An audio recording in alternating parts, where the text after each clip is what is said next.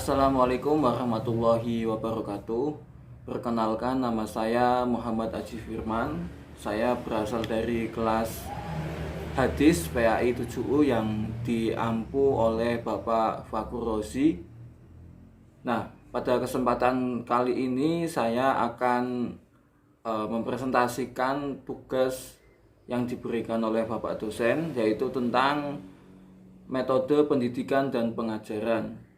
Nah, pada makalah saya yang saya buat ini, saya akan membahas tentang pengertian metode pendidikan dan pengajaran, kemudian manfaat metode pendidikan dan pengajaran, serta apa saja atau macam-macam metode pendidikan dan pengajaran. Oke, langsung saja kita yang pertama, yaitu pengertian metode pendidikan dan pengajaran. Nah, secara etimologi, istilah metode berasal dari bahasa Yunani, yaitu metodos. Kata ini terdiri dari dua kata, yaitu meta, yang berarti melalui atau melewati, dan hodos adalah berarti jalan atau cara. Metode berarti suatu jalan yang dilalui untuk mencapai suatu tujuan. Dalam bahasa Arab, metode ini disebut juga sebagai thoriqat. Nah, dalam Kamus Besar Bahasa Indonesia, metode adalah cara yang teratur dan terpikir baik-baik untuk mencapai suatu maksud. Nah, setelah itu pengertian pengajaran. Adapun pengajaran itu berasal dari kata ajar ditambah dengan awalan menjadi mengajar. Berarti suatu cara yang harus dilalui untuk menyajikan bahan pengajaran atau agar tujuan pengajaran itu tercapai. Nah, dalam uraian ini, pengajaran diartikan sebagai proses penyajian bahan oleh seorang kepada orang lain dengan tujuan agar orang lain menerima, menguasai, dan mengembangkan bahan itu.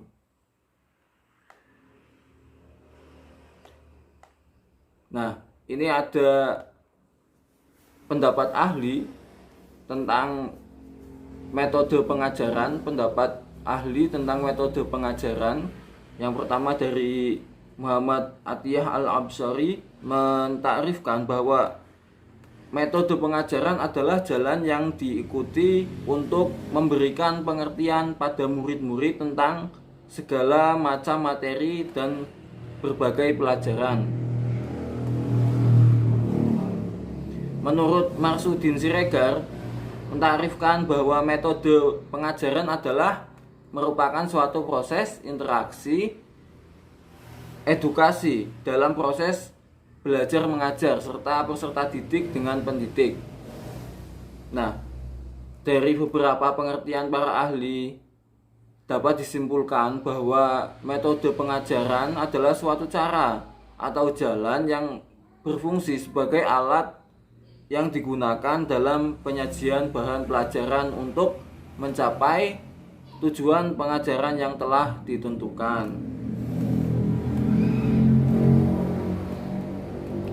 Selanjutnya adalah tujuan dan manfaat metode pendidikan dan pengajaran. Tentu metode pendidikan dan pengajaran ini banyak sekali manfaatnya untuk kegiatan ajar mengajar.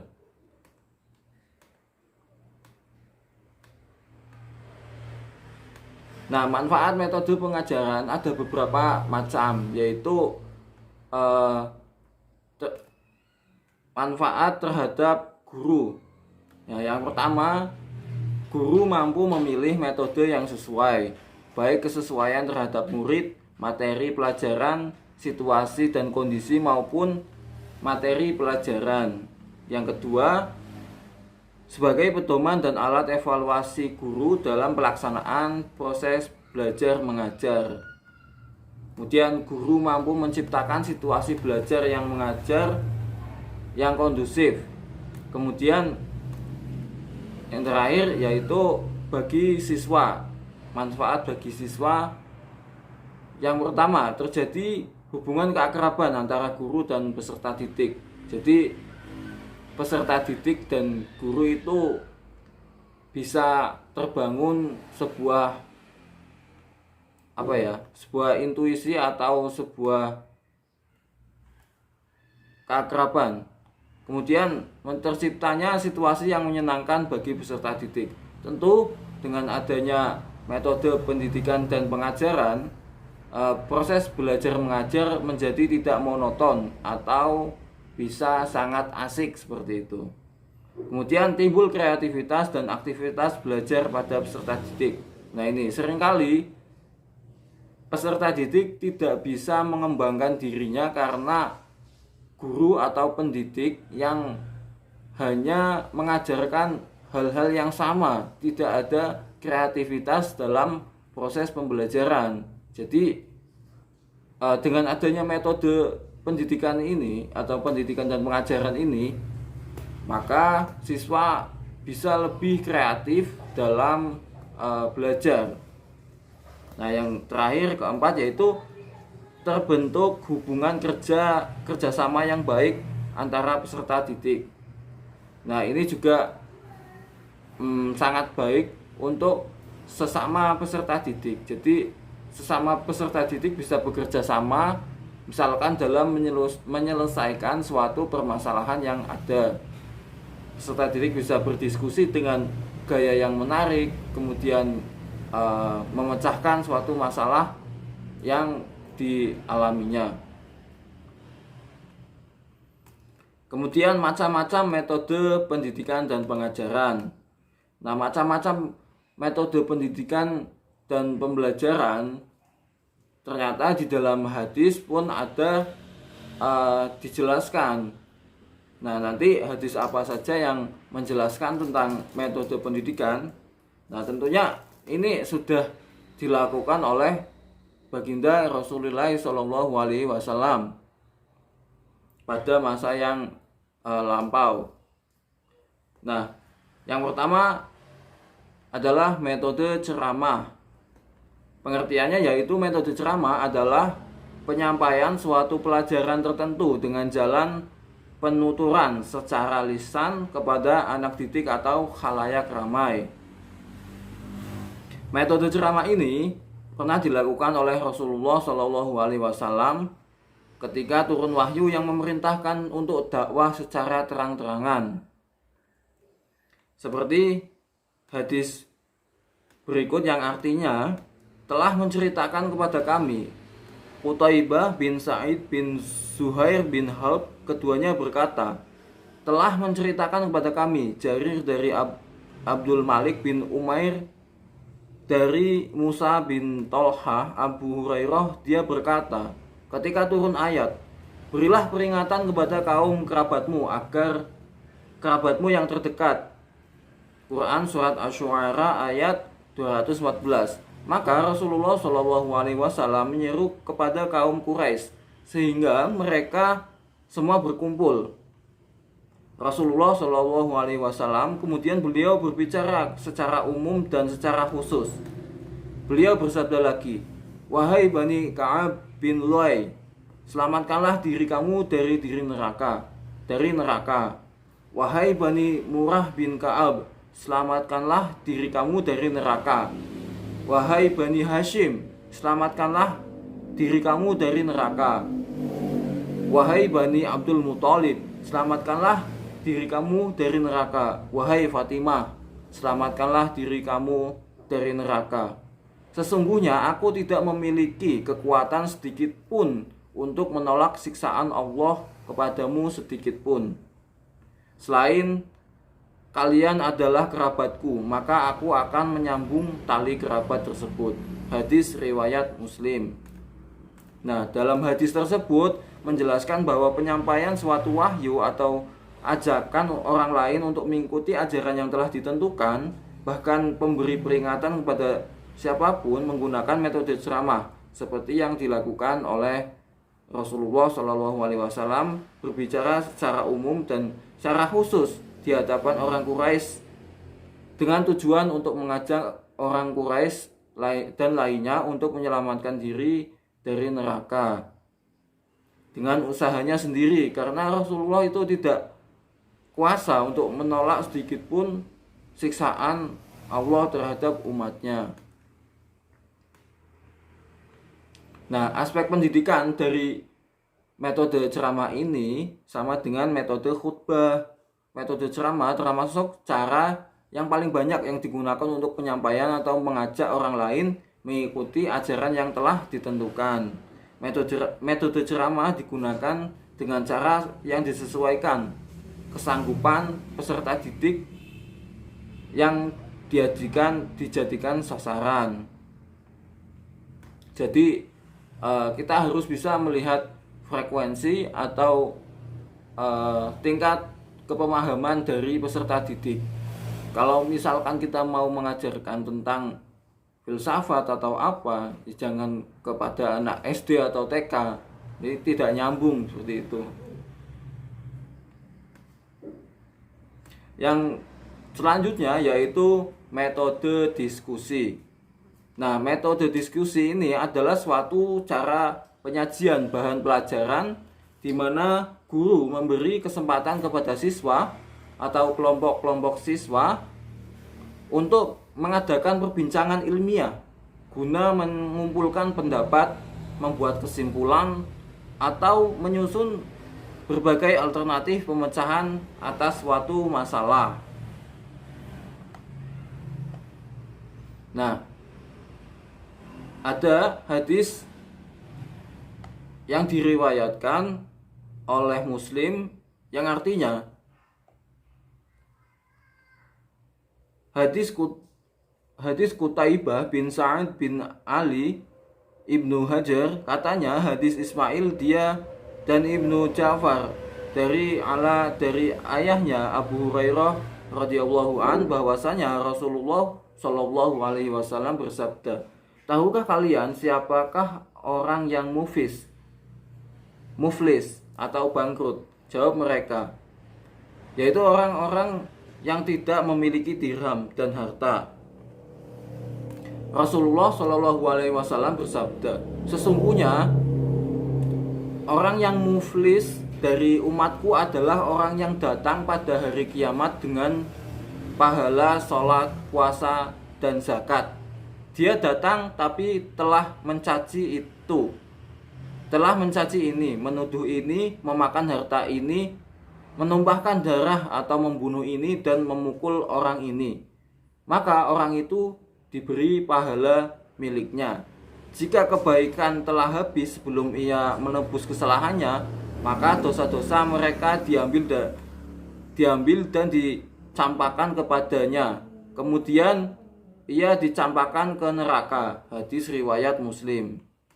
Nah, hadis ini menjelaskan bahwa Rasulullah Shallallahu alaihi wasallam mulai pembelajaran dengan bertanya kepada sahabat, dan jawaban sahabat ternyata adalah salah. Maka Rasulullah Shallallahu alaihi wasallam menjelaskan bahwa bangkrut yang dimaksud bukanlah menurut bahasa, tetapi bangkrut yang dimaksud adalah peristiwa di akhirat tentang pertukaran amal kebaikan dengan kesalahan. Nah, metode seperti ini, metode diskusi ini digunakan Rasulullah Shallallahu alaihi wasallam dengan para sahabat, terutama untuk mencari solusi dan kata sepakat dalam memecahkan berbagai persoalan masalah yang dihadapi Rasulullah dan para sahabat. Mengenai metode ini, misalnya pada perang Badar, kaum muslimin berhasil menawan 70 orang yang diikat dengan tali. Rasulullah membagikan mereka sebagai tawanan kepada para sahabat. Beliau tetap berwasiat untuk berlaku baik kepada mereka. Ketika Rasulullah Shallallahu alaihi wasallam tiba di Madinah, beliau mengadakan musyawarah dengan para sahabatnya mengenai tindakan apa yang akan dilakukan kepada para tawanan tersebut. Kemudian Abu Bakar mengusulkan mereka diberi kesempatan untuk menebus dirinya, untuk menjadi sumber kekuatan bagi Islam. Umar berpendapat agar mereka dibunuh saja. Rasulullah menerima pendapat Abu Bakar. Nah, seperti itu. Jadi dalam metode diskusi ini ada 2 orang atau lebih yang terlibat. Nah, dari cerita Rasulullah ini yaitu ada Rasulullah, kemudian Abu Bakar dan Umar, di mana Umar berpendapat agar mereka dibunuh, kemudian Abu Bakar berpendapat mereka harus menebus dirinya dan menjadi kekuatan Islam. Yang terakhir yaitu metode tanya jawab. Nah, metode tanya jawab ini dapat diartikan pula sebagai interaksi antara pendidik dengan peserta didik melalui kegiatan bertanya yang dilakukan oleh guru untuk mendapatkan respon lisan dari siswa, sehingga dapat menumbuhkan pengetahuan pada diri peserta didik. Nah, metode tanya jawab merupakan teknik yang mengajar membantu kekurangan-kekurangan yang terdapat pada metode ceramah. Ini disebabkan karena pendidik dapat memperoleh gambaran sejauh mana peserta didik dapat mengerti dan memahami apa yang diceramahkan atau diajarkan. Rasulullah Shallallahu Alaihi Wasallam pernah menggunakan metode tanya jawab. Misalkan tanya jawab antara Rasulullah Shallallahu Alaihi Wasallam dengan malaikat Jibril. Ketika malaikat Jibril itu menguji Rasulullah tentang iman, Islam, dan ihsan. Nah, adapun hadisnya yang artinya telah menceritakan kepada kami Ismail ibnu Ibrahim memberitakan kepada kami Abu Hayyan al-Tamimi dari Abu Sa'rat Abu Hurairah, ia berkata, pada suatu hari ketika Nabi Shallallahu Alaihi Wasallam sedang duduk bersama sahabat, tiba-tiba datang seorang laki-laki bertanya, apakah iman itu? Jawab Nabi, iman adalah percaya kepada Allah, pada para malaikatnya dan pertemuan dengannya, para rasulnya, dan percaya pada hari bangkit dari kubur. Lalu laki-laki itu bertanya kembali, apakah Islam itu? Nabi SAW menjawab, Islam adalah menyembah kepada Allah dan tidak menyekutukannya dengan sesuatu apapun, mendirikan sholat, menunaikan zakat yang difardukan, dan berpuasa di bulan Ramadan. Lalu laki-laki itu bertanya lagi, apakah ihsan itu? Jawab Nabi, ihsan ialah menyembah Allah seolah-olah engkau melihatnya. Jika engkau tidak melihatnya, ketahuilah bahwa Allah melihatmu. Laki-laki itu bertanya lagi, apakah hari kiamat itu? Nabi menjawab, orang yang ditanya tidak lebih mengetahui daripada orang yang bertanya. Tetapi saya beritahukan kepadamu beberapa syarat tanda-tanda akan tiba hari kiamat, yaitu jika budak sahaya telah melahirkan majikannya, dan jika pengembala unta dan ternak telah berlomba-lomba membangun gedung, dan termasuk dalam 5 macam yang tidak dapat mengetahuinya kecuali Allah, yaitu tersebut dalam ayat, sesungguhnya Allah hanya pada sisinya sajalah yang mengetahui hari kiamat, dan dia pula yang menurunkan hujan dan mengetahui apa yang ada di dalam rahim ibu. Tidak ada seorang pun yang mengetahui di manakah ia akan mati. Sesungguhnya Allah Maha mengetahui sedalam-dalamnya. Kemudian pergilah orang itu. Lalu Nabi menyuruh sahabat, antarkanlah orang itu. Akan tetapi sahabat tidak melihat bekas orang itu. Nabi Muhammad SAW bersabda, itu adalah malaikat Jibril alaihi salam yang datang mengejarkan agama bagimu. Hadis riwayat Bukhari. Nah, hadis tersebut menjelaskan tanya jawab malaikat Jibril dengan Rasulullah, di mana malaikat Jibril yang datang sebagai orang lain untuk mengajarkan agama kepada Rasulullah seperti rukun iman dan rukun Islam, atau lebih tepatnya mengenai apa itu iman dan apa itu Islam dan ihsan. Metode tanya jawab merupakan teknik mengajar yang dapat dilakukan oleh siapapun untuk membantu kekurangan-kekurangan yang ada pada metode ceramah. Nah, keuntungannya yaitu yang pertama yaitu salah satu metode yang dapat membuat murid lebih cepat paham. Kemudian murid lebih responsif, dan metode tanya jawab ini bisa dilakukan dengan guru bertanya kepada murid atau sebaliknya murid kepada guru atas sesuatu yang ia kurang pahami dan penjelasan ceramah dari guru yang bersangkutan. Tanya jawab juga bertujuan untuk mengetahui sejauh mana murid-murid itu memahami apa yang telah disampaikan. Nah, mungkin demikian presentasi dari saya tentang metode pendidikan dan pengajaran. Semoga apa yang saya sampaikan bisa bermanfaat untuk kedepannya, dan semoga apa yang telah kita pelajari juga memberikan berkah untuk kita semua. Akhir kata, wallahu muwaffiq ila aqwamit thoriq. Wassalamualaikum warahmatullahi wabarakatuh.